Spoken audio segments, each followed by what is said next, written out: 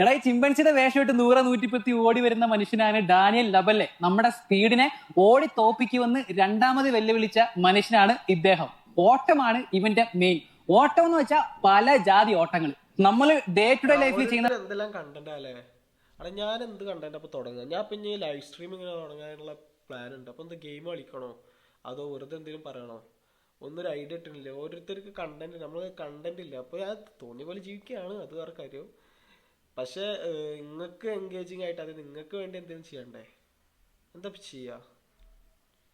പല കാര്യങ്ങളും ഉണ്ടെങ്കിൽ ഒന്ന് കമന്റ് ഇട്ടേരിട്ടോ, എനിക്ക് അറിയിക്കി.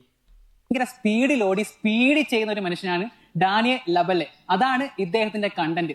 സോഷ്യൽ മീഡിയയിൽ ഒരുപാട് വ്യൂവേഴ്സ് ആണ് ഇദ്ദേഹത്തിന്റെ കണ്ടന്റ് കാണാനുള്ളത്.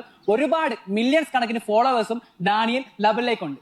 കഴിഞ്ഞ തവണ നമ്മുടെ സ്പീഡ് ആസ്റ്റൺ ഫോണിലെ ഓടി തോപ്പിച്ചത് നിങ്ങൾ ഓർക്കുന്നുണ്ടോ? ആ ഓട്ടം കഴിഞ്ഞ ഉടനെ തന്നെ ഡാനിയൽ ലബല്ലെ ഒരു വീഡിയോ അദ്ദേഹത്തിന്റെ ഇൻസ്റ്റാഗ്രാമിൽ പങ്കുവച്ചു. എടാ സ്പീഡേ, എനിക്ക് നിന്നെ ഈസി ആയിട്ട് ഓടി തോപ്പിക്കാൻ കഴിയും. ഇതായിരുന്നു ഡാനിയൽ ലബല്ലയുടെ വീഡിയോ.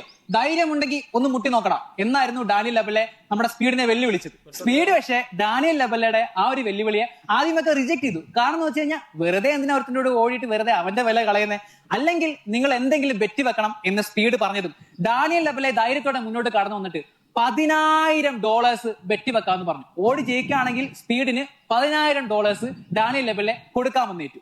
$10,000 എന്ന് വെച്ചാൽ നമ്മുടെ ഇന്ത്യൻ റുപ്പി ഏകദേശം 9 ലക്ഷം രൂപ.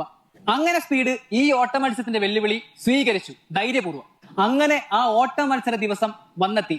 കഴിഞ്ഞ തവണത്തെ പോണക്ക് ഗ്രാസ് ഫീൽഡിലോ റോഡിലോ ഒന്നുമല്ല ഇത്തവണ ഓടുന്നത്. ഈ തവണ 100% പ്രൊഫഷണലാണ്, ട്രാക്കിലാണ്. അങ്ങനെ